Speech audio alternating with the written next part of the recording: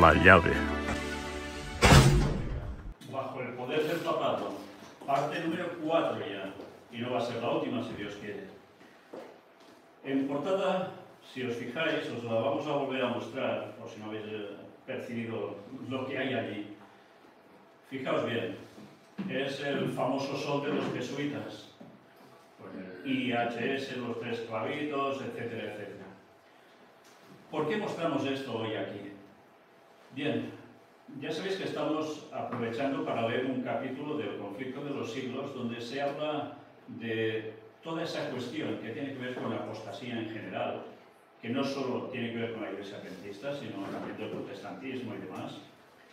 Pero a su vez hay noticias que siguen surgiendo y que vale la pena que conozcamos, y que en este caso, en concreto, sí, tiene que ver con jesuitas, pero también tiene que ver con la Iglesia cristiana adventista del séptimo día.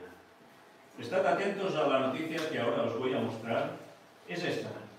Está extraída de alguien que, siendo adventista, parece ser, se dedica a buscar, prácticamente es lo que veo que hace, noticias que tienen que ver con el ecumenismo y la Iglesia adventista. Ecumenismo y a veces otras cosas. Pero básicamente se centra mucho en esto. Y fijaos que aparecía en el año 2018, el 2 de noviembre. Evidentemente os podía mostrar otras, bastantes más, sí. Pero creo que esta es muy significativa, sobre todo por lo que iremos viendo también hoy y por lo que hemos visto ya anteriormente. Fijaos ya en el titular. Cuando los adventistas se conviertan en socios globales con jesuitas, protestantes y otras religiones. Está traducido automáticamente porque la página está en inglés. Pero vamos a ir leyendo diapositiva por diapositiva mientras, de paso, os fijáis en las imágenes. Empezamos. La sede internacional de la Compañía Jesuitas está ubicada en Borgo Espíritu 400193, Roma, Italia. Es Borgo del Santo Espíritu, ¿eh? Sí. O sea, imaginaos ya, qué relación. A solo una cuadra del Vaticano, este lugar se ha convertido en la nueva morada de los líderes adventistas del séptimo día. ¿Será muy exagerado esto de que es la morada de los adventistas del séptimo día? Bueno, quizás en parte, evidentemente no de todos, ¿eh? Pero mirad cómo va continuando. En la imagen de arriba verás hacia la izquierda la entrada a la sede de los jesuitas en Roma. A la derecha y calle abajo verás la cúpula del Vaticano a solo una cuadra de distancia al fondo. En el libro Espíritu de Profecía, volumen 4, página 52, bajo el capítulo titulado La Iglesia Romana, leemos que cuando los cristianos en Roma comenzaron a adoptar costumbres y tradiciones paganas, fue cuando esta ciudad se convirtió en la sede / trono de Satanás. Mirad, porque cuando esta persona que hace estos artículos muestra las noticias de lo que está aconteciendo, a su vez se dedica a poner citas del Espíritu de Profecía. Y esto vale la pena tenerlo en cuenta porque las encaja muy bien. Aquí ya podéis ver al fondo el Vaticano, mientras adelante tenemos la sede de los jesuitas en la actualidad, ¿eh? La placa a la entrada de la sede de los jesuitas. La placa a la entrada de la sede de los jesuitas dice: Compañía de Jesús, Administración General. De todas las instituciones que se encuentran dentro del Vaticano hoy, la orden jesuita es la más poderosa y la más influyente. Inspiración los llama los campeones del papado porque donde quiera que haya una presencia jesuita es su deber trabajar para influir en la política pública y la legislación que sirva mejor a los intereses de Roma. Esto ya lo hemos visto en lecturas del Conflicto de los Siglos, ¿eh? Esta es, ya veis, la imagen de la placa que tienen esa entrada. Como no, el símbolo de ellos no puede faltar. Del 16 al 19 de octubre de 2018, los jesuitas organizaron una conferencia para sus socios globales en su sede en Roma. El tema fue sobre la defensa de los derechos de los niños inmigrantes. Los adventistas del séptimo día asistieron porque se han convertido en socios globales con protestantes, católicos e incluso con la orden de los jesuitas. Fijaos que esto tenía que ver, ¿de qué iba todo esto? Defensa de los derechos de los niños inmigrantes. Fijaos, ¿alguien se puede quejar por esto? ¿Para trabajar unidos en esto? Suena que no, ¿verdad? Pero claro, como siempre, si te quedas en la superficie, no te enteras de nada. Y bajo una apariencia de algo bueno, detrás se sigue trabajando un ecumenismo. Y vaya ecumenismo.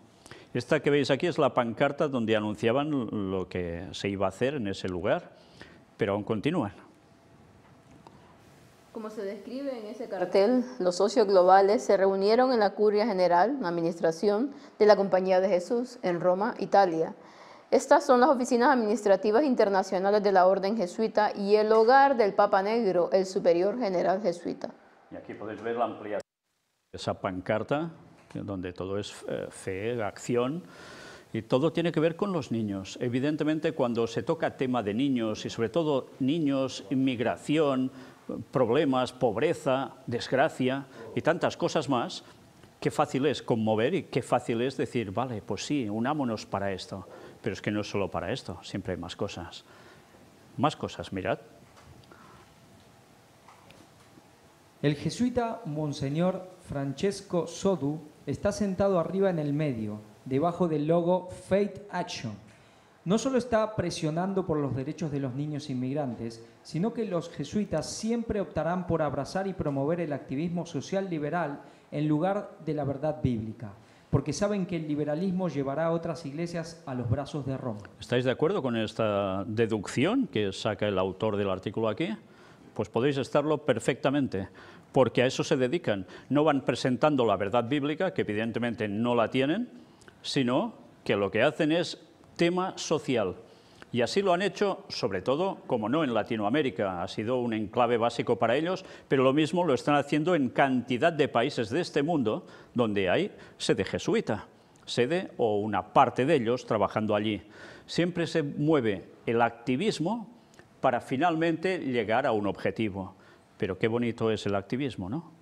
Sigamos. Aquí está el teólogo jesuita Giovanni D'Andrea, sentado en el medio en la foto de arriba. Es el responsable de coordinar los servicios de inmigración de los jesuitas. Los jesuitas patrocinaron este foro de acción de fe para ayudar a impulsar las protecciones legales y los derechos de los niños en movimiento, o la inmigración infantil. Fijaos que sobre el tema de inmigración y de coordinar todas estas cosas, los jesuitas son especialistas. No hace falta ir muy atrás en el tiempo, cuando en Honduras se estaba trabajando por ellos o a través de ellos para que las rutas que iban a seguir hacia Estados Unidos los inmigrantes llegaran, pero además se estaban promoviendo mucho para que así fuera. Con lo cual ellos mismos son generadores de algo para después ayudar y dar una solución. Es una jugada siempre perfecta, pero claro, aparentemente si no sabes el por qué los mueve a todo esto, a excepción de algunos de ellos que, pobrecitos, están en escalafones bajos y no se enteran de nada y son utilizados, el resto sabe por qué están haciendo esos movimientos. Y todo lo preparan para un futuro cercano. Sigamos. El doctor Janu Diop, a la izquierda, en representación de la Iglesia Adventista del Séptimo Día, se sienta en la sede internacional de los jesuitas en Roma, Italia. Aquí vemos al representante de la Iglesia Adventista del Séptimo Día sentado en el asiento trono del superior general jesuita, el Papa Negro, mientras aboga por las políticas liberales izquierdistas sobre los derechos de inmigración de los niños. Observe el mismo logotipo sobre su cabeza. Este es el logo jesuita para el evento. Pues ahí, cómo no, tenía que estar ¿quién? Ganun Diop. ¿Cuántas veces ya hemos visto cosas sobre él? Pues no podía faltar ese encuentro. Y no os preocupéis, no lo pasa nada mal por estar sentado en el lugar de los jesuitas. Y si ya lo habéis visto saludando al Papa y tan feliz, por tanto, esto para él es como Pedro por su casa. Bien, sigamos. El Papa Francisco se sienta con sus dos principales jesuitas. A la izquierda, Orlando Torres es el secretario de la Congregación General de los Jesuitas. El organismo más alto dentro de la orden jesuita, y a la derecha, el superior general de los jesuitas, Arturo Sosa, también conocido como el Papa Negro. 2 años antes, en 2016.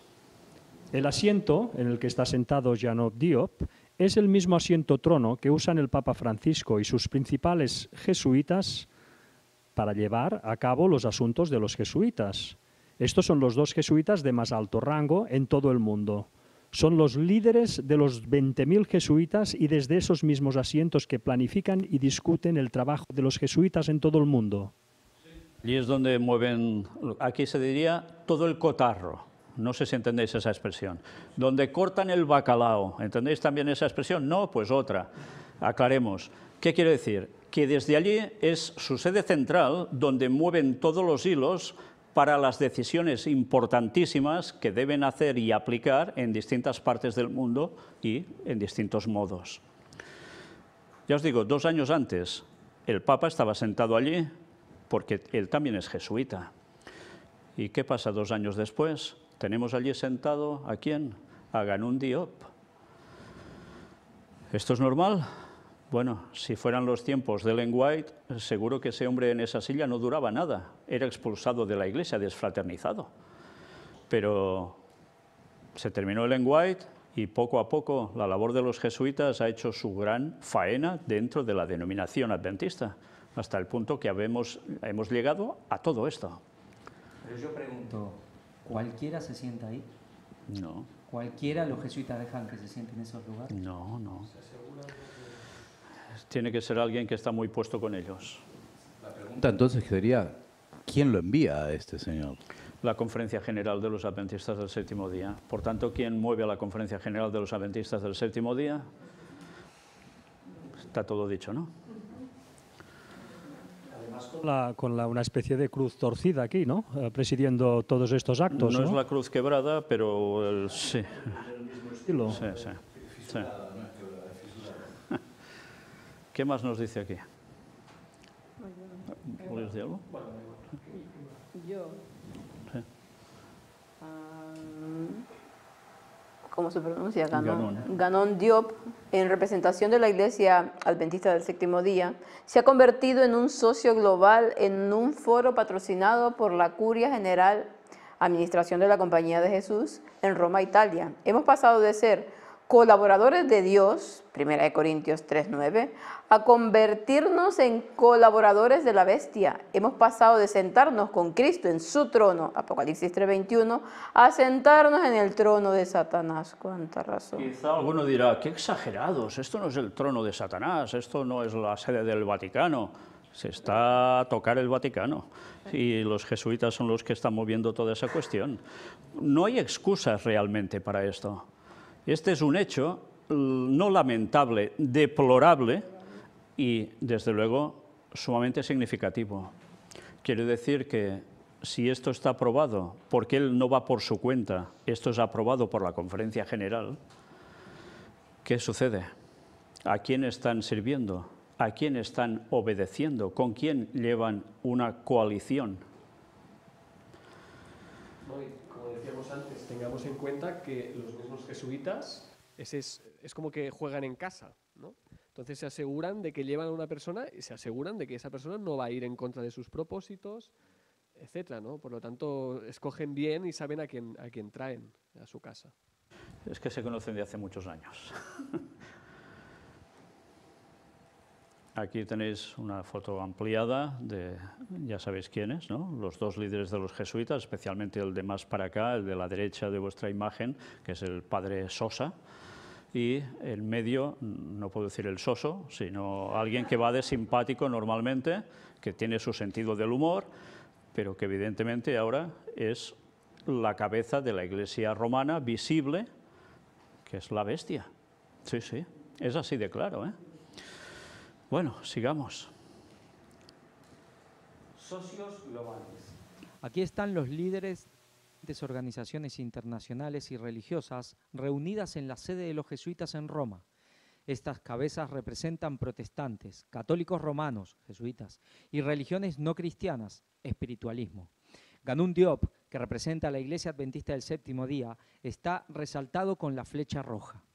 Es ahí marcado, la flecha roja sobre su cabeza, pero cuidado, ¿os pensabais que esto era solo una reunión entre un adventista y todos los jesuitas? No, allí había representantes de iglesias protestantes, pero también del mundo de espiritualismo o espiritismo y todo lo que queráis. Allí cabe todo. ¿Hay algún problema en esto? Algunos dirán, no, pero si es para trabajar por un bien común. Sí.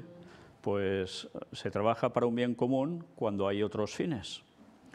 Y esos fines aquí, desde luego, es triste, pero mucha gente ve esta cuestión y dice, no, esto es muy bueno, pero realmente nos damos cuenta que debemos profundizar en el conocimiento, primero, bíblico, segundo, del espíritu de profecía, tercero, de analizar las situaciones, las noticias y de ver cómo se va desarrollando una apostasía que estaba prevista. Pues eso es lo que tenemos delante y eso es lo que se debería ver. A ver, a mí me gustaría recordar que hace 2000 años había un bien común, se llamaba Pax Romana. Y había unos sacerdotes, llamemos Anás, Caifás, que tenían un pacto y que estaban aliados en esa Pax Romana con Roma y ellos crucificaron a Jesús. No termina aquí, aún hay algo más. En la foto anterior hay un militar en el medio, ¿no? ¿O estoy viendo mal? Con corbata, justo. Parece un militar, ¿eh? Puede ser. No sé. Aquí todo es posible. En el mismo lugar donde Janun Diop y los Global Partners tomaron una foto grupal, el Papa Francisco también tomó una foto grupal durante una reunión con la Congregación General de Jesuitas, los principales jesuitas de todo el mundo en la sede de los jesuitas en Roma. La inspiración nos prohíbe hacer esto.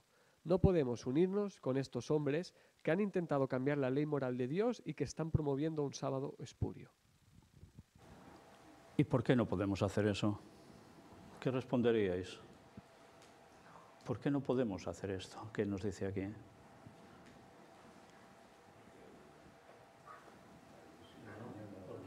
Exactamente lo que dice César, ¿no? La luz y las tinieblas no pueden mezclarse, ¿no? Es incompatible totalmente. Aparte, nosotros lo que tenemos que hacer es denunciarlos, no entrar en componendas con ellos, ¿no? Es una especie de juego perverso el estar, pues, no sé, es como, no es negociable, digamos, ¿no? No es negociable. Nosotros no somos negociantes de esta tierra, no somos grandes mercaderes, somos los que tenemos que dar un mensaje claro al mundo. Si nosotros nos reunimos con esta gente, estamos confundiendo al pueblo también, ¿no? Ya el pueblo se confunde. Es un cúmulo de cosas, ¿no? Pero alguien diría, bueno, pero ¿qué pasa con Daniel y sus amigos? No estaban en medio de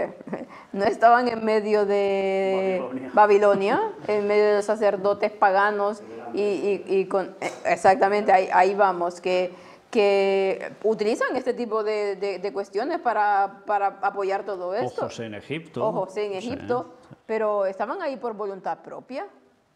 Dios aprovechó lo que les había pasado para poder engrandecer su nombre, pero no estaban porque ellos querían. ¿Y ellos qué hacían? Dar el mensaje correcto de la verdad que esa gente debía conocer. Exactamente. Yo me pregunto, aquí Janun Diop les dio el mensaje del cuarto ángel, del tercero, del segundo, del primero y...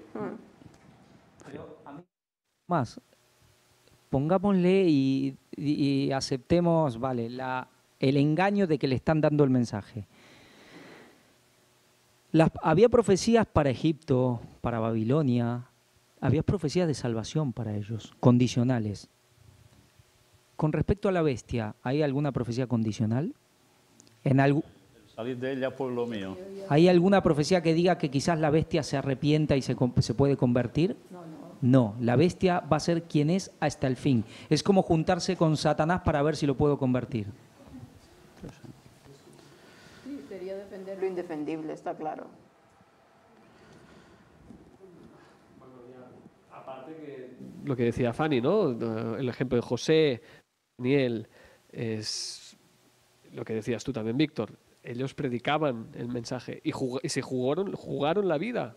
Se jugaron la vida. Y no creo que estos señores estén jugando la vida por ir allí, precisamente. La vida no se estaría abrazando con el Papa.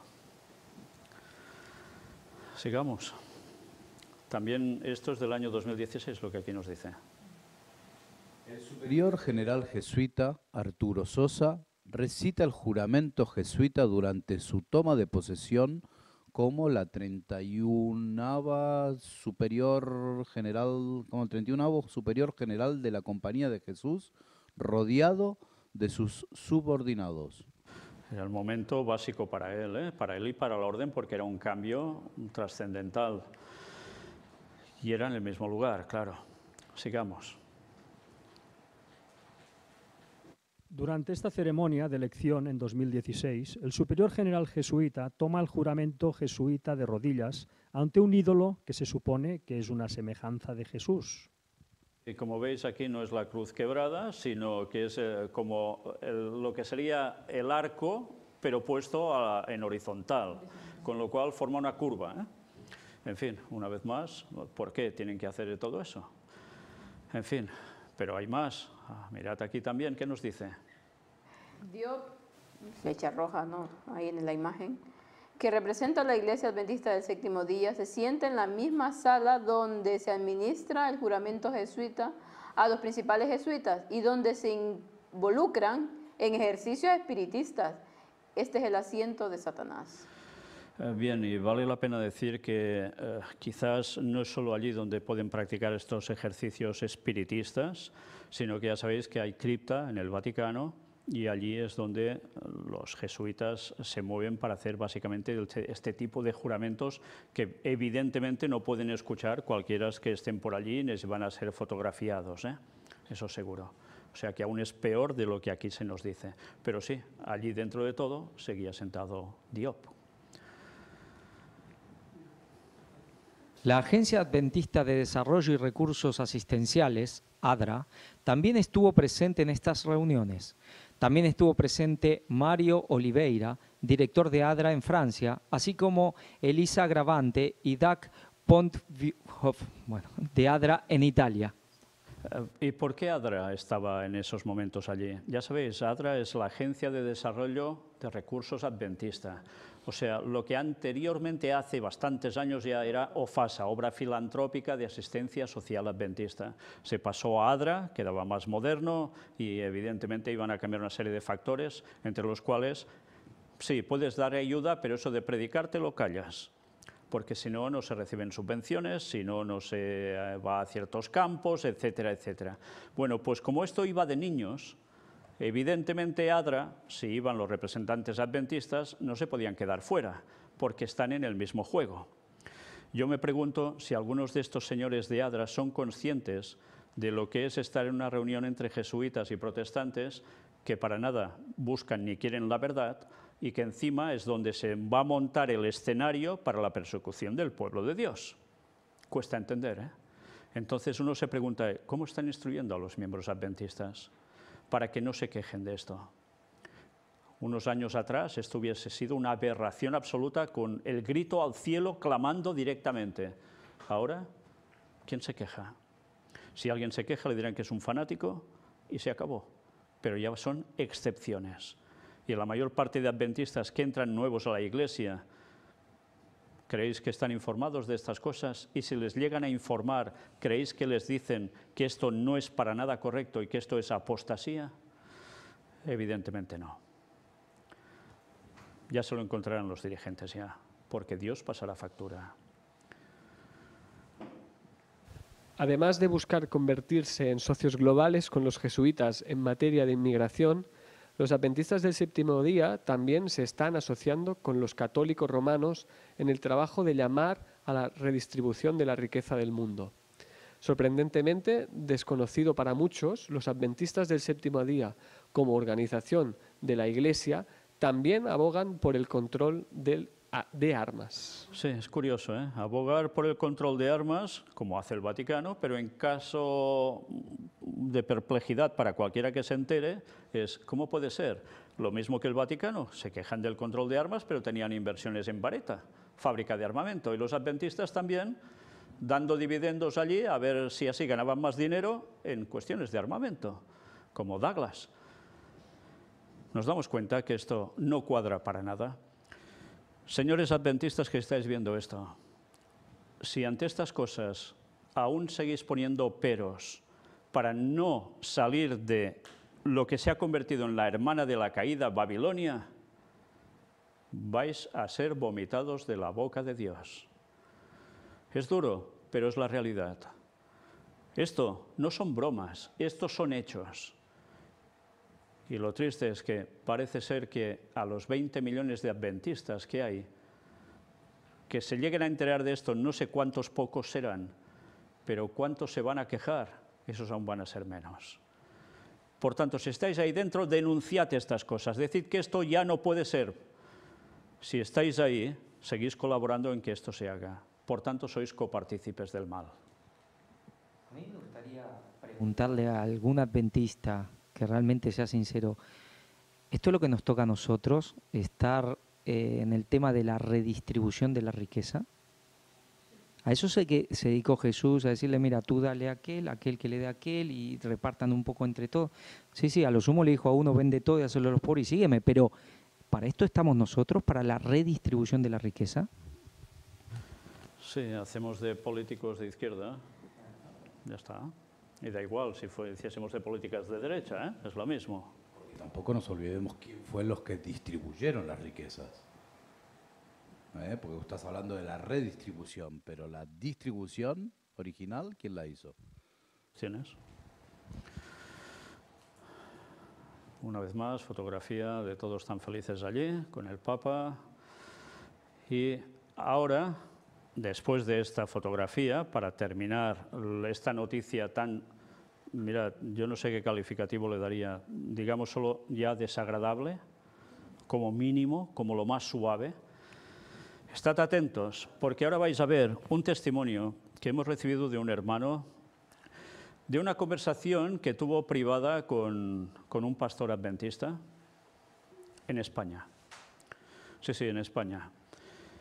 No vamos a decir ni la persona que ha recibido este mensaje, ni a quién iba dirigida la contestación, ni nada parecido de esto, ¿eh? Pero esto es lo que recibí por parte de esta persona.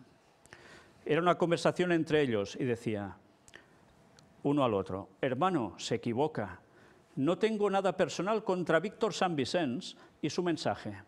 De puertas para adentro digo amén a todo lo que predica, pero públicamente me debo a mi empleador, que es la IASD, o sea, la Iglesia Cristiana Adventista del Séptimo Día, por lo que no puedo manifestar mis creencias sobre el 2031 debido a que la organización aún no se ha pronunciado abiertamente en favor de dicho mensaje y considero que son los líderes de la institución, divinamente estructurada y elegida por Dios, quienes deberían anunciar oficialmente la fecha de su regreso y no hacerlo un solo individuo por separado. Espero que entienda mi postura. Gracias por su consideración. Saludos. ¿Hace falta decir algo? ¿Os dais cuenta? Sé que hay varios pastores adventistas que siguen lo que estamos presentando, que saben que no mentimos, que han podido comprobar que el 2031 es el año del retorno de Cristo y que todo lo que vamos presentando aquí es verdad en distintos temas.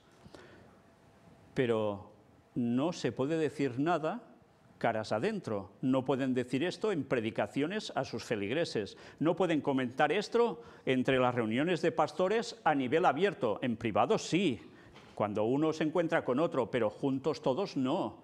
Porque claro, qué disparate, una aberración sería aceptar esto. En el fondo, ¿de verdad pensáis que esta persona cree sinceramente que va a ser los líderes de la Conferencia General Adventista a nivel mundial los que van a decir, sí, es verdad, hay que predicar esto a partir de ahora, y hay que predicar de lo que hace el Vaticano y de las sociedades secretas, la masonería y el protestantismo? ¿Creéis que van a hacer eso alguna vez? Si Ellen White ya dijo en su tiempo que la voz de la Conferencia General había dejado de ser la voz de Dios, con todo lo que estáis viendo en Apostasía Omega, ¿creéis que van a decir algo sobre esto? Absolutamente nada. Por tanto, estos señores es una excusa barata y lamentable de que realmente es ser sacerdote a sueldo. Porque si digo algo me quedo sin sueldo y me quedo sin empleo. ¿Y la fe en Dios dónde está, señores? Si yo hubiese callado y no hubiese dicho nada, aún sería ahora no ya un miembro de iglesia, sino me hubiesen hecho pastor de iglesia como me propusieron. Pero eso sí, que me callara, y aún no hablaba del 2031. Esto es una vergüenza absoluta. ¿Vais a seguir siendo pastores a sueldo o queréis ser pastores para el Señor aunque no tengáis sueldo? ¡Qué vergüenza! Evidentemente no voy a dar los nombres, porque esto no me lo he inventado. Pero desde luego, ser pastor y dar esta excusa, a Dios se la va a dar. Y sabéis que la sangre de todos esos feligreses que están bajo el mando de estos pastores, si no les dan el mensaje correcto, ¿va a ser demandada de ellos? Pues ahí lo tenéis todo. No hay apostasía omega, ¿verdad? ¿En serio? Quedan unos 8 años para el retorno de Cristo y esto ya veis qué panorama denota. En fin. Pero, porque seguramente hay muchos así. Seguramente hay muchos como él. Bueno, esperemos que alguna vez puedan tener un acto de valor y dar el paso. Sabemos que en la época de Jesús pasaba más o menos lo mismo, que había muchos que creían secretamente pero no se animaban por miedo a los judíos. Bueno, esperemos que salgan de esta cobardía porque la Biblia es muy clara, ¿no? Afuera quedarán los cobardes. Y a ver si realmente lo hacen a tiempo porque se están jugando demasiado. Se les acaba el tiempo y si se continúa así se van a quedar afuera. Sabemos que seguramente se volverá a repetir las cosas y habrá gente de esta que algunos, bueno, en su último momento darán el paso. Gracias a Dios. Ojalá. ¿Puedo leer esta carta de otra forma? Dice, no tengo nada personal contra Juan el Bautista y su mensaje. De puertas para adentro digo amén a todo lo que predica. Pero públicamente me debo a mi empleador, que es el Sanedrín, por lo que no puedo manifestar mis creencias sobre la venida del Mesías, debido a que la organización aún no se ha pronunciado abiertamente en favor de dicho mensaje y que considero que son los líderes de la institución divinamente estructurada y elegida por Dios quienes deberían anunciar oficialmente la fecha de su venida y no hacerlo uno solo individuo por separado. Espero que entiendan mi postura, etcétera, ¿no? Es que encaja como un guante. Todo. Sí. Parece de chiste, ¿eh? Pero realmente la historia siempre se repite. Pero los fariseos o los miembros del Sanedrín o quienes sean, creo que tenían algo de tiempo. Y el problema es que ahora, como dice Víctor, el tiempo es ya totalmente en contra, va en contra de todo, en contra de aquellos indecisos, de aquellos cobardes. Y lamentablemente el tiempo no da tregua. Y creo que quien no se pronuncie ya, ahora, a favor del mensaje, habrá sus excepciones, ya lo sé que sí, pero lo tienen muy complicado para la salvación, sabiendo lo que saben, ¿no? Sabiendo que es verdad el mensaje. A mí inmediatamente me recordó a Nicodemo, ¿no? Cómo fue de noche a espaldas del Sanedrín, que nadie lo viera, ¿no? Hablar con Jesús, y él lo reconoció como quien era, ¿no? Pero se resistía, ¿no? Esperemos que, así como Nicodemo al final pues dio el paso, pues pueda ser, ¿no? Pero es verdad que estamos en tiempos distintos y el tiempo apremia, ¿no?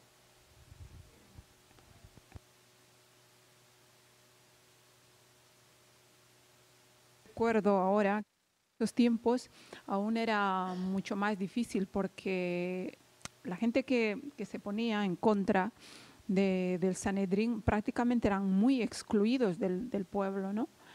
Hoy prácticamente está como todo a favor nuestro, a favor de todos los pastores, porque obviamente en algún momento cuando ellos se decidan, ellos serán prácticamente echados de su trabajo, ¿no? Y excluidos de ahí de las iglesias.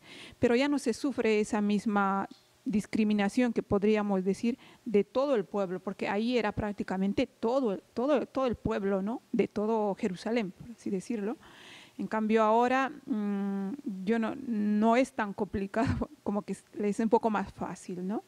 En ese sentido, porque la gente del mundo, por la gente del mundo, ellos aún son aceptados, ¿no? Entonces que el tiempo juega pues un papel también muy importante, ¿no? Con esa diferencia de lo que había en ese tiempo, que era mucho peor. Sabéis, supongo que esto lo verán algunos adventistas, incluso pastores. Ahora la Unión Adventista Española y la Conferencia General a nivel mundial deben plantearse algo. Tienen el problema dentro. Nosotros no los hemos infiltrado. Les ha infiltrado el mensaje a los pastores. Y aunque puedan rechazarlo públicamente o no comentar nada al respecto, el mensaje está ahí dentro. Y por eso recuerdo cuando un hermano se puso en contacto conmigo, de los que estuvo en la conferencia general última, y me dijo que allí se estaba hablando del 2031. Y era en la conferencia general de los adventistas a nivel mundial en Estados Unidos. Evidentemente no iban a plantear eso para sacar una resolución desde los líderes de la institución, pero a nivel de pastores lo estaban comentando. Por tanto, el mensaje ha llegado dentro. Y el Señor cogerá los suyos de allí seguro. Pero el problema ya está en la Iglesia Cristiana Adventista del Séptimo Día a nivel mundial. Gracias a Dios, porque hace que el mensaje les llegue sin haber estado nosotros en persona. Pero el mensaje no lo van a parar porque es de Dios. Y por más peros que hayan puesto y pondrán, seguro, el mensaje triunfará. Y muchos de ahí dentro saldrán para unirse al pueblo de Dios. En fin, esto es lo que hay. Yo quería decir que, bueno, al menos en mi caso personal, cuando sea en algún momento o haya momentos en que vea que un adventista acepta esta verdad y contra viento y marea, no importa lo que digan de ellos, no importa si se quedan sin amistades, porque muchas sus amistades son dentro de la iglesia, se deciden caminar por el mensaje, yo creo que no hay alegría más grande. A ver, el ver conversión de personas,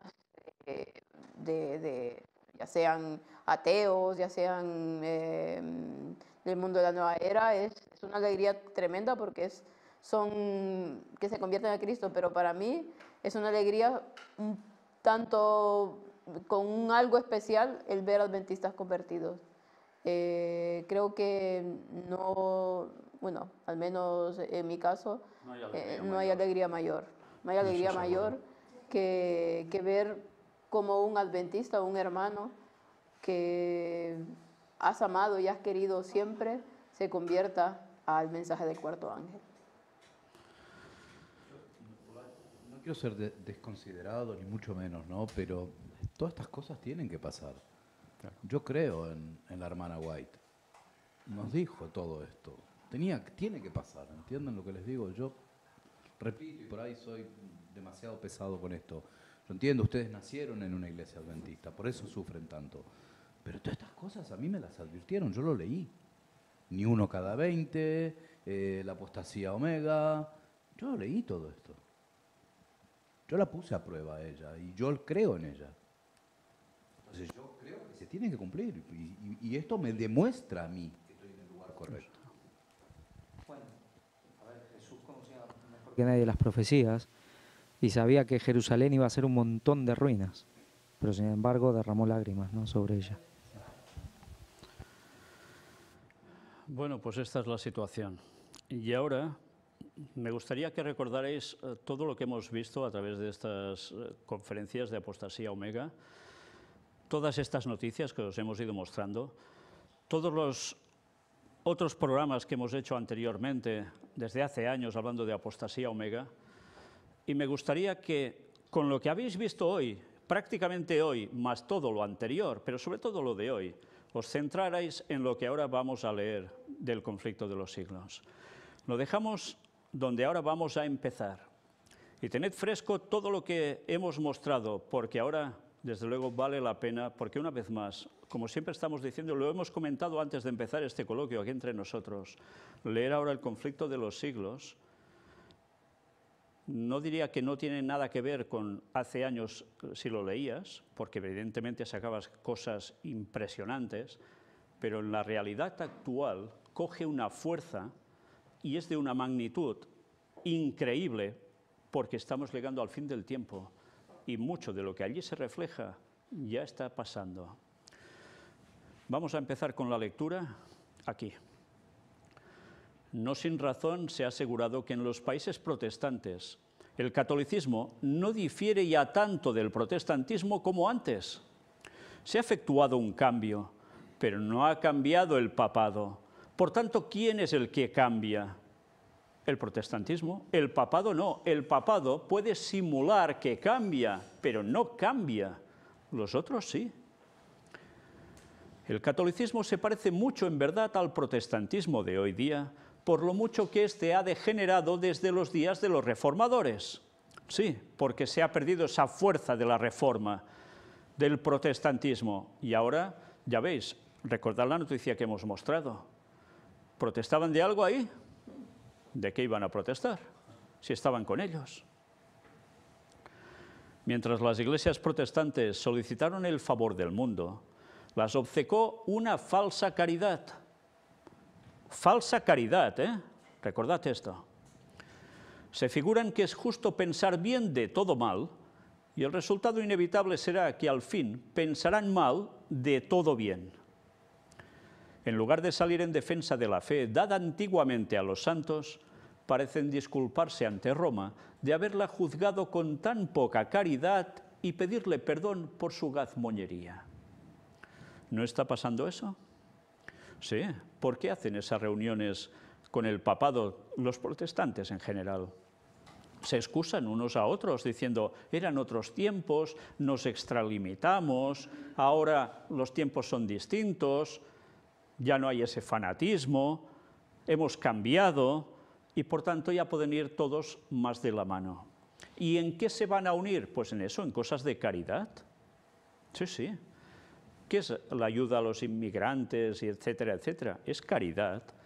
Fijaos como con una cosa que es aparentemente tan buena, detrás lo que hay es una bajada de principios del protestantismo. Y eso incluye ¿a quiénes? A los adventistas del séptimo día, que deberían formar parte del grupo protestante, ¿no? Muchos de los que aún miran de reojo al romanismo no advierten el peligro con que les amenaza el poder e influencia de Roma.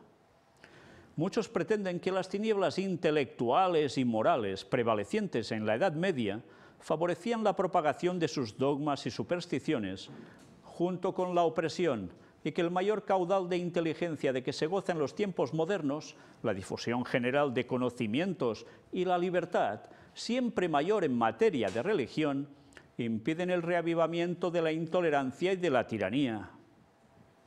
¿Nos damos cuenta por dónde va todo esto? Antes se decía, uy, la Edad Media, el obscurantismo, claro, supersticiones, majaderías, allí había, bueno, todo lo peor. Ahora no, ahora somos muy intelectuales, tenemos libertad religiosa, todo es una maravilla. Por tanto, cuando se empiezan a juntar en ese modo, a lo bueno malo y a lo malo bueno. Sí, es la consecuencia. Es verdad que sobre esta generación brilla mucha luz intelectual, moral y religiosa. ¿Es verdad esto? Sí. De las páginas abiertas de la Santa Palabra de Dios ha brotado luz del cielo sobre la tierra.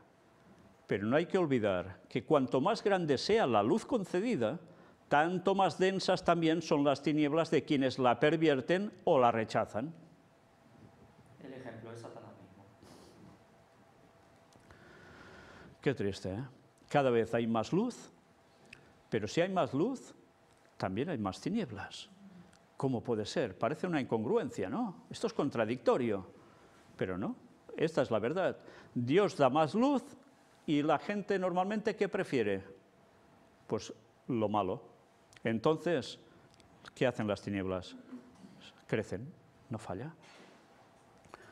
Un estudio de la Biblia hecho con oración mostraría a los protestantes el verdadero carácter del papado y haría que lo aborreciesen y que huyesen de él. Pero muchos se aferran de tal modo a su opinión que no sienten necesidad de buscar humildemente a Dios para encontrar la verdad. ¿Estáis de acuerdo? ¿Se busca en oración la palabra? ¿Se busca la verdad? ¿O se da por hecho ya una serie de verdades que te han inculcado desde un púlpito con estudios bíblicos en cualquier denominación? Bueno, muchos no les dan ni estudios bíblicos, directamente los bautizan. Con lo cual, instrucción prácticamente cero. Entonces, se dedican en oración a buscar la verdad. ¿Sabéis? Las personas que me han escrito y lo han hecho, y algunos testimonios ya hemos mostrado al respecto, gente protestante, de iglesias pentecostales y demás, evangélicos, que no se paraban, en principio, a buscar más, pero que empiezan a ver o a sentir que necesitan algo más. Y empiezan a orar al Señor que les muestre más verdad. Y mira por dónde encuentran las conferencias que se hacen del pueblo de Dios. Bueno, pues ahí está la cuestión. Si hay oración y se busca la verdad, el Señor la va a mostrar. ¿Qué dice el Señor al respecto? Buscad y hallaréis. Pedid y se os dará. Y de eso no hay duda. Por tanto, ¿qué debe hacer la gente? ¿Conformarse con lo que le han dicho y ya está? Quien hace eso está perdido, ¿eh?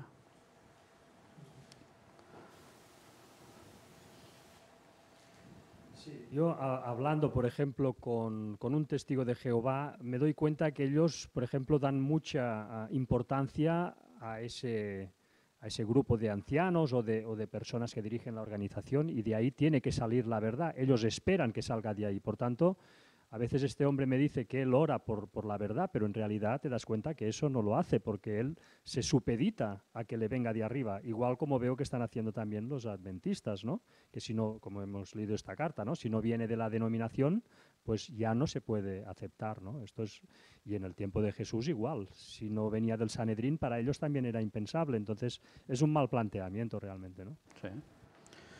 Bueno, solo he de comentar al respecto que nosotros, gracias a Dios, alguna persona que sigue lo que presentamos, a veces ha lanzado alguna idea, algún concepto que se ha recogido y verdaderamente es una verdad que había que acoplar.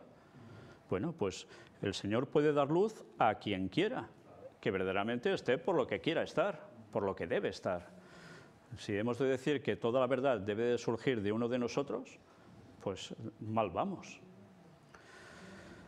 Un estudio de la Biblia hecho con oración mostraría a los protestantes el verdadero carácter del papado y haría que lo aborreciesen y que huyesen de él. ¿Esto está pasando? No, queda clarísimo, ¿no? Con las imágenes que hemos visto hace un rato en la noticia anterior. Pero como siempre, fijaos lo que luego nos dice, pero muchos se aferran de tal modo a su opinión que no sienten necesidad de buscar humildemente a Dios para encontrar la verdad. ¿Ya les va bien eso?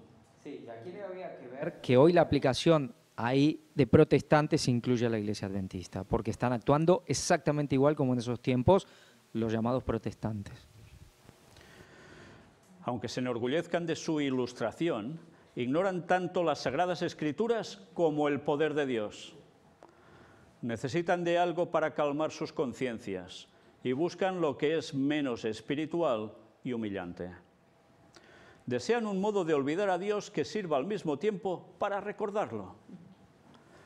El papismo responde perfectamente a las necesidades de estas gentes. Está claro, ¿eh? Está adecuado a dos clases de seres humanos que abarcan casi a todo el mundo. Los que quisieran salvarse por sus méritos y los que quisieran salvarse teniendo sus pecados. Este es el secreto del poder del papismo. Cuánta verdad, ¿eh? En tan pocas palabras.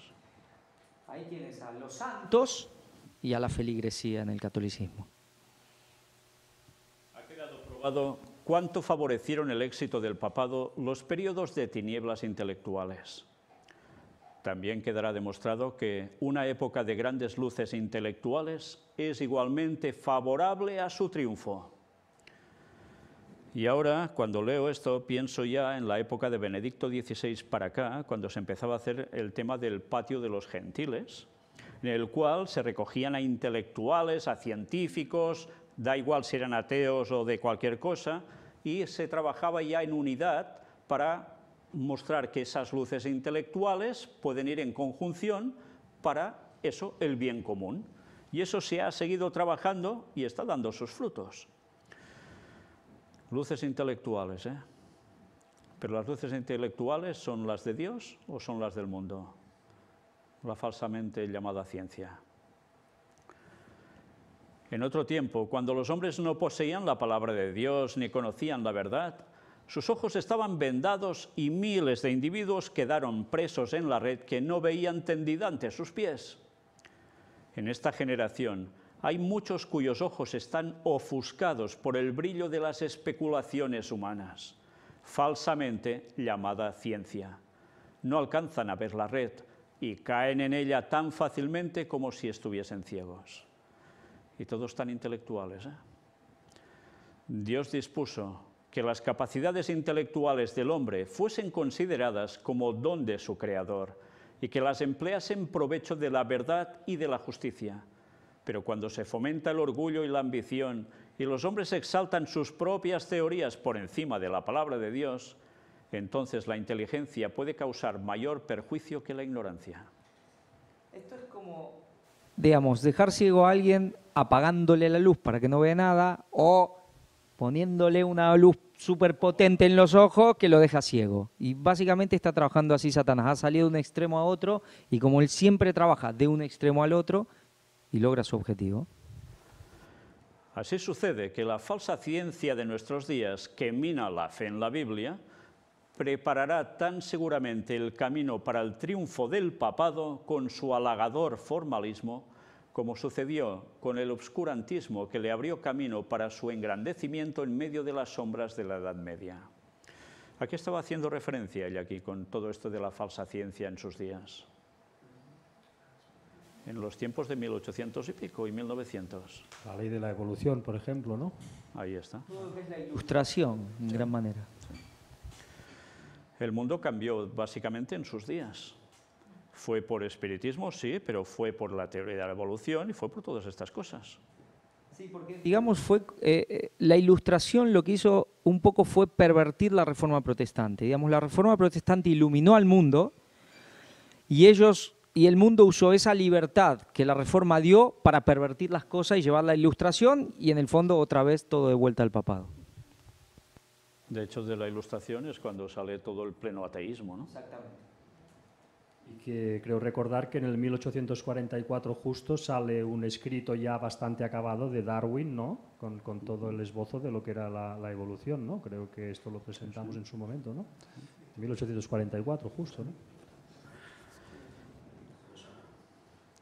Bueno, ya veis que Satanás actúa y lo hace muy bien, ¿eh? En el movimiento que actualmente se extiende por los Estados Unidos de Norteamérica para asegurar el apoyo secular a las instituciones y prácticas de la Iglesia, los protestantes están siguiendo las huellas de los papistas. Y eso ya en su tiempo, ¿eh? Más aún, están abriendo la puerta para que el papado recobre en la América protestante la supremacía que perdió en el viejo mundo.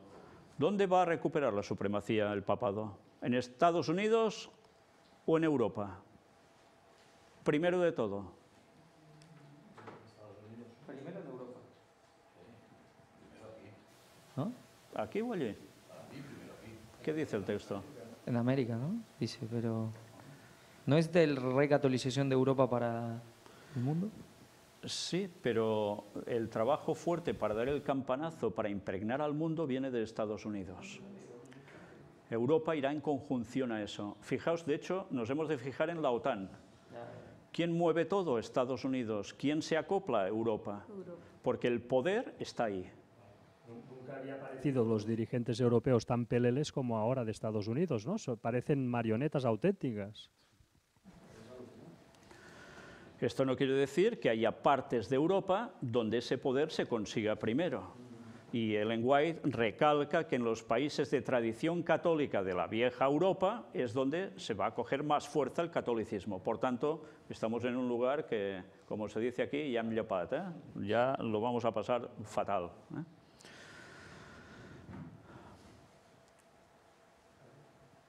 Y lo más significativo en este movimiento es que su objeto principal es la imposición de la observancia del domingo, institución que vio la luz en Roma y que el papado proclama como signo de su autoridad.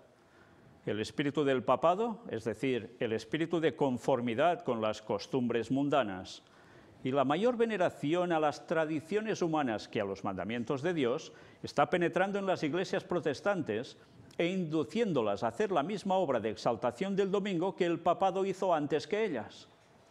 ¿Dónde se está apretando más para observar el domingo como día de reposo? Fijaos, si seguís un poco los movimientos políticos religiosos de las naciones, eso está pasando en Europa en parte, porque COMECE, que son esa reunión de los obispos de Europa, están para esto. Están involucrando sindicatos, empresas y demás, pero esta no es la parte mayor para utilizar el domingo como día de reposo. Esto lo están haciendo básicamente desde Estados Unidos, las religiones protestantes que están apretando ya a los gobernadores para ir induciéndolos a la observancia del domingo para arreglar los problemas. Yo en todos los años que he vivido en Suiza, para mí era algo normal que en los domingos esté todo cerrado. O sea, o te vas un domingo a Suiza mismo en pleno verano, lo único que vas a conseguir es un restaurante, o un pub o algo así. Después es todo cerrado. Creo que hay 2 supermercados, uno en el aeropuerto, otro no sé dónde, no me acuerdo dónde, que están abiertos. El resto es ley dominical, pero a tope, ¿eh? Que pasaba aquí hace unos años, pero con el turismo y demás se ha ido abriendo, ¿no? Pero en Estados Unidos se quiere apretar para que esto vaya otra vez en retroceso, como años atrás, porque están viendo que el país se les va de las manos. Entonces, ya las excusas que están dando es sobre todo por el tema de la moral. La moral no puede seguir así, hay que solucionarlo. Esos crímenes entre padres, hijos y cualquiera que pasa por la calle, y drogas y tantas cosas más, esto hay que paliarlo de algún modo. Solución, esto. Claro, porque en Europa se guarda el domingo, es verdad, desde hace mucho tiempo, pero ya desde un formalismo como una tradición, no tiene un sentido religioso, vamos a decir, la sociedad no lo vive así.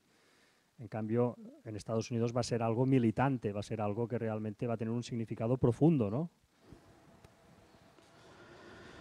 Si el lector quiere saber cuáles son los medios que se han de emplear en la futura contienda, no tiene más que leer el relato de los que Roma empleó con el mismo fin en siglos pasados. Por tanto, repetición de la historia, ¿no? Si desea saber cómo los papistas, en unión con los protestantes, procederán con los que rechacen sus dogmas, que considere el espíritu que Roma manifestó contra el sábado y sus defensores. Fijaos qué importante es conocer la historia, porque el proceder va a ser el mismo. Y el problema, ¿dónde va a estar? Una vez más, ya lo veis, domingo, sábado. Edictos reales, concilios generales y ordenanzas de la Iglesia sostenidos por el poder civil fueron los peldaños por donde el día de fiesta pagano alcanzó el puesto de honor en el mundo cristiano. ¿Fue automático esto? No, hubo un proceso. La primera medida pública que impuso la observancia del domingo fue la ley decretada por Constantino, y aquí nos dice año 321. Dicho edicto requería que los habitantes de las ciudades descansaran en el venerable día del sol, pero permitía a los del campo que prosiguiesen sus faenas agrícolas.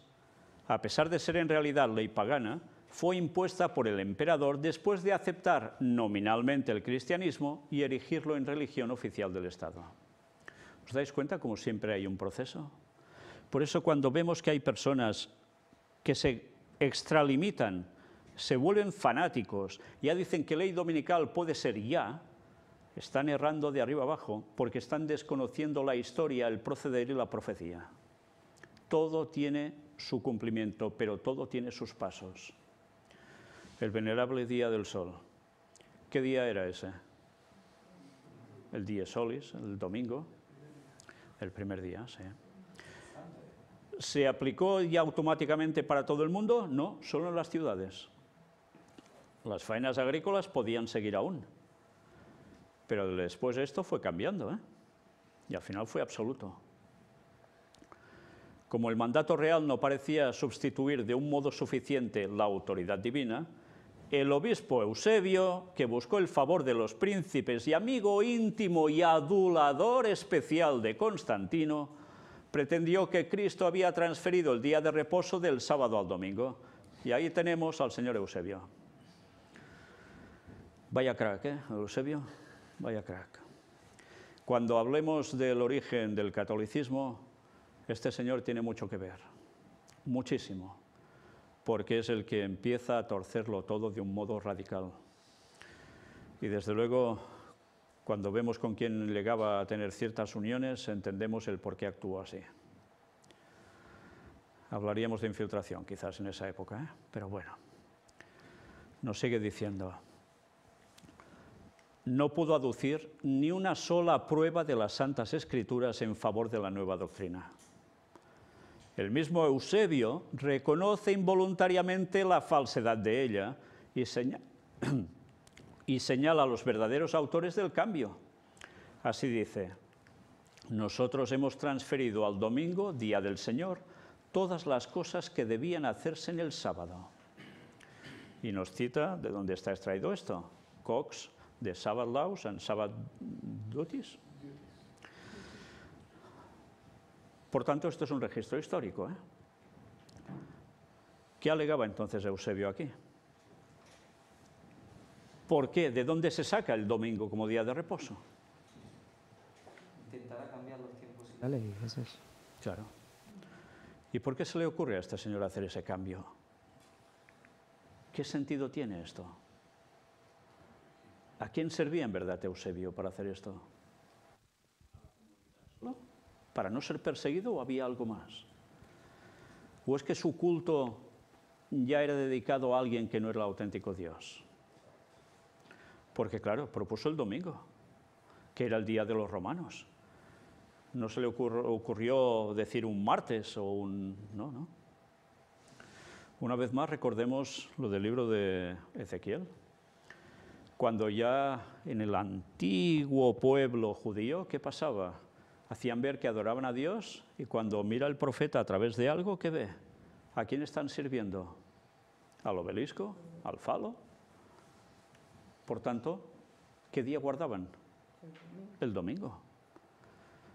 ¿Y en Egipto qué día se guardaba? Los obeliscos, el domingo. Lo mismo, No es un invento de Roma, Del Imperio Romano me refiero. Ya viene de antes. Por tanto, ya podemos ir atando cabos de para quién trabajaba Eusebio, ¿no? Pero por infundado que fuese el argumento a favor del domingo, sirvió para envalentonar a los hombres y animarlos a pisotear el sábado del Señor. Todos los que deseaban ser honrados por el mundo aceptaron el día festivo popular. Vaya que se aceptaron el día festivo popular. Yo esto de Eusebio... Es muy interesante porque a veces se piensa que solamente los adventistas como, bueno, por comodidad, por miedo, aceptarán el domingo, así a regañadientes. Aquí vemos a los mismos judíos haciendo el cambio. ¿Los adventistas solo lo aceptarán o es que muchos lo pedirán? O dirán, a este no, a Barrabás. Porque vemos aquí a los judíos, los del sábado desde siempre, refiriéndome a Eusebio, haciendo el cambio. Recordemos la cita de Elena White de la atea satánica. Desde los púlpitos se dirá y se abogará por el domingo, de los púlpitos adventistas. Sí. No se oye. Ahora sí. No, es que es la batería.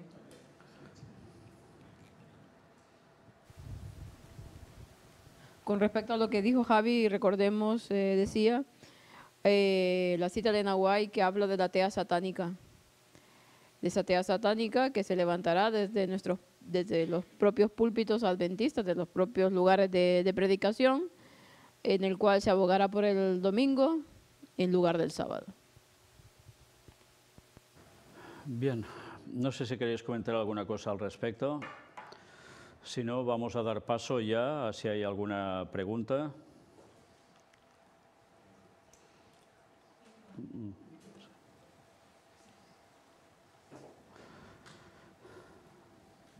Fijaos cómo la noticia que hemos presentado ha cuadrado a la perfección con todo este movimiento. Hemos mostrado la insignia ¿de quién? De los jesuitas, ¿no? ¿Y qué hay en el símbolo de los jesuitas?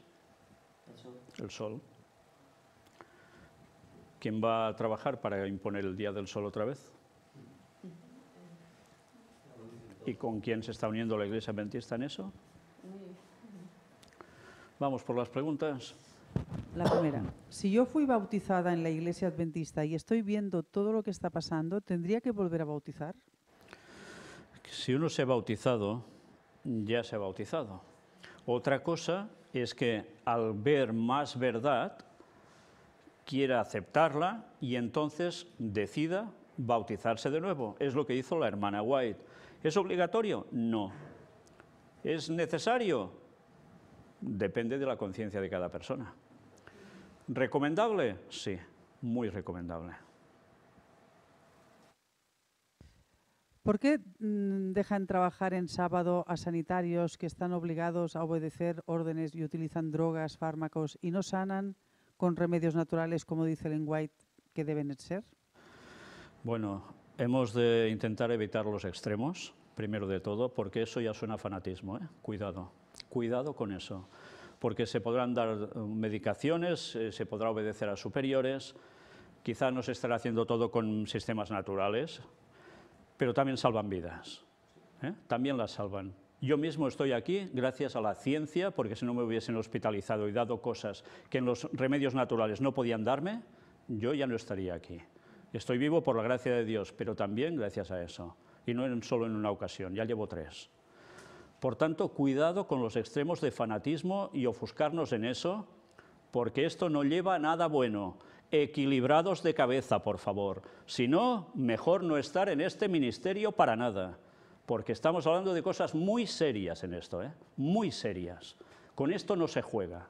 Estamos hablando de la salud de las personas y de que muchos pueden ser vivos o muertos, depende si son cogidos a tiempo o no. Que si se puede utilizar métodos sanos, perfecto, pero no siempre es posible ni siempre es sumamente necesario. Sí. Equilibrio, por favor. Hay gente que trabaja para ayudar a la gente, y eso está en hospitales y están en bomberos. Pues claro que pueden trabajar en sábado. Los mismos del pueblo de Dios de antaño, también, si hacía falta, atendían en sábado a los suyos. ¿Qué pasa? ¿Los hemos de dejar morir? Por favor, no confundamos las cosas, porque esto es para enfadarse y mucho. O centramos la cabeza o aquí no estéis, por favor. ¿De acuerdo? Siento ser tan duro, pero las cosas como son. No vamos a jugar con fanatismos.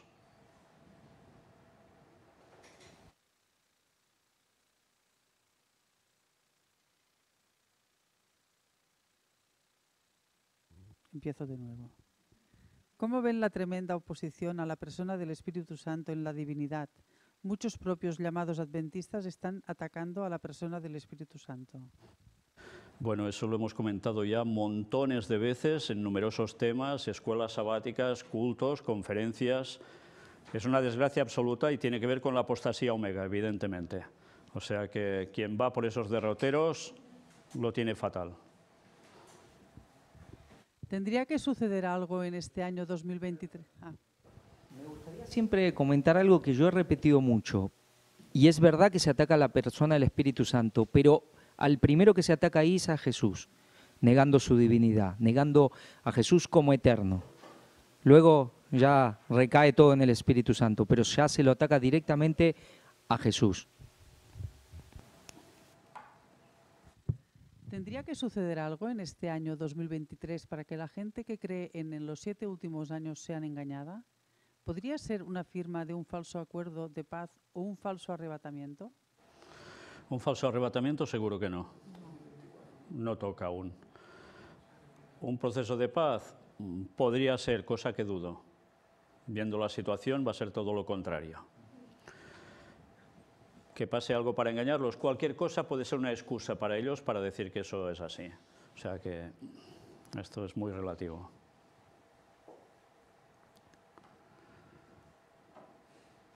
¿No hay más?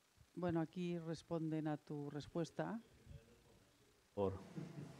Víctor, perdóname, pero tu respuesta no se puede sostener con un escrito está. La respuesta es que si esto no es un escrito está por hacer el bien en sábado, ya te puedes largar de aquí, directamente. Gracias y adiós.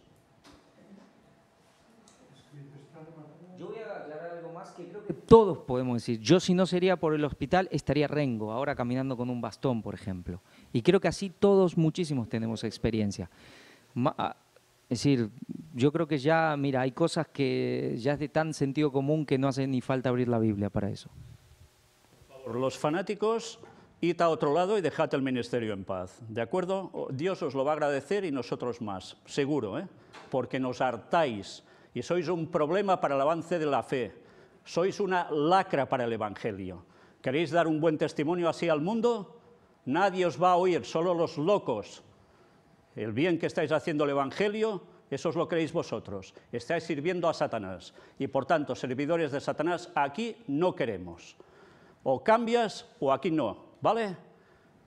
Se acabó. ¿El tiempo de gracia para los del ministerio del Cuarto Ángel está por venir? Estamos todos aún en el tiempo de gracia, pero si el mensaje es en algún momento soltado, echado atrás o no se vive en consonancia a él, aunque estemos en el mensaje del Cuarto Ángel, si no lo vivimos, quizás nuestro tiempo de gracia se ha acabado, porque el juicio de los vivos ya está aquí. ¿Ya está? Bien, pues nada. Una vez más, estemos atentos a la palabra de Dios. Al escrito está, en las palabras de Jesús, en toda la Biblia, en el espíritu de profecía, y a partir de aquí aprendamos y pongámonos en sintonía con Dios y con lo que verdaderamente toca. Porque o estamos con Dios o estamos con el enemigo, no hay otra. Y que Dios nos ayude a ser fieles, porque todo lo que se viene encima, y va a ser también problema para los propios adventistas yendo contra, ya sabéis, ¿contra quién? Contra el propio hermano. Solo falta que también los del ministerio del Cuarto Ángel, o que se dicen que están en él, vayan contra los propios del ministerio del Cuarto Ángel. Hasta ahí podíamos llegar. Por tanto, Maranata 2031, guste o no guste, y como Dios quiere. Que Dios os bendiga.